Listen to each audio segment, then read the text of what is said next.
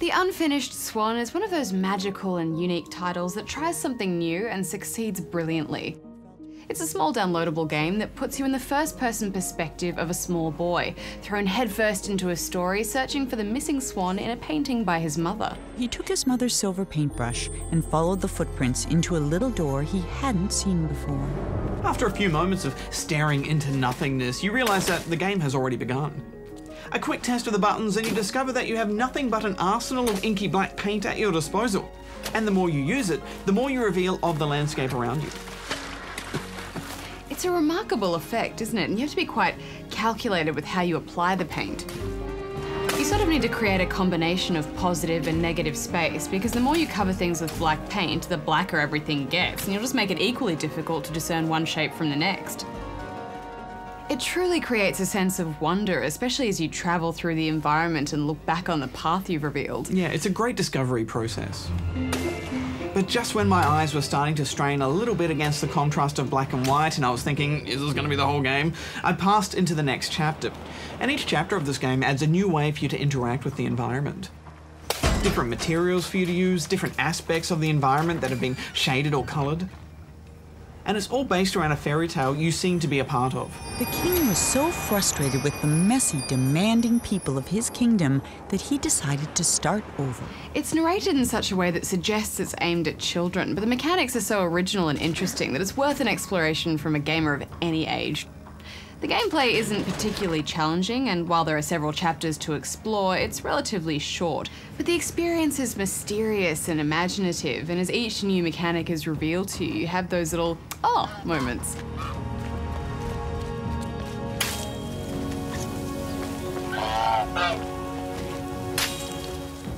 The game's strength is in its simplicity, putting a focus on the limited tools you have to explore your environment, and following the trail of that ever-elusive swan, all while slowly unravelling the narrative. The queen spent her nights painting creatures of the forest, though she never finished a single one. 5 months went by before the king noticed she was pregnant. Often you'll find the way through quite clear, but there is reward in exploring every little nook and cranny to find out more about this strange kingdom. Further reward for exploration comes in the form of finding balloons, and these act as a kind of currency to purchase little bonuses. Things like a balloon finding radar, or a hose feature that lets you send your paint or water shooting out at a rapid speed. There's a beautiful orchestral score to accompany your adventure too.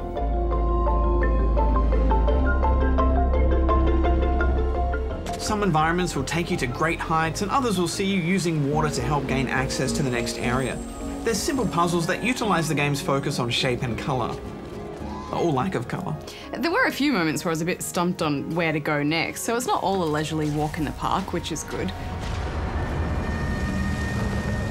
But the real excitement for me came in the later half of the game, when you have to start dealing with the danger that darkness brings.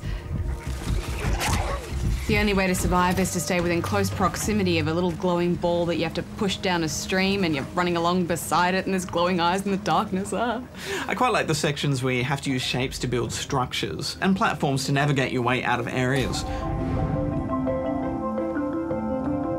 But some of these sections felt a little out of place. Like they didn't gel with the theme of the game and were a bit confused, I thought. Confused or unfinished?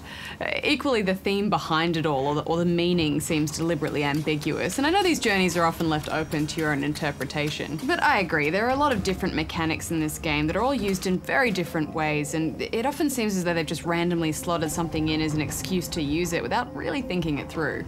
It's hard to review games like this, isn't it? Because it's kind of like giving your opinion on a piece of art, which even more so than games can be so subjective.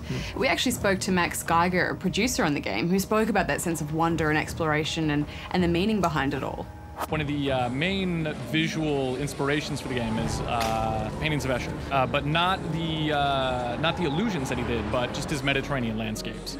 It's a sense of wonder. I mean, that's really what we're trying to hit on, is that there's a mysterious world out there, and that exploration is the way you're going to make your way through this world, and it's how you're going to uncover the secrets of this world.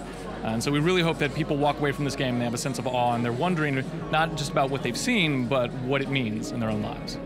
Well, in the end, I think the joy you get from exploring these ideas far outweigh most criticisms, and there is PlayStation Move support as well, which is quite appropriate considering the painting mechanic, although I did find it more accurate with the controller. Yeah, me too. Well, what are you giving it, Hex? Well, like other downloadable gameplay experiences, let's call them, it has all the right ingredients to keep you involved from start to finish. A sense of wonder, a sense of mystery, and a unique gameplay concept. However you choose to interpret the game's theme or meaning, I think it's an experience that you'll really enjoy. So I'm giving it 7.5 out of 10 rubber chickens. I'm giving it 7.5 as well.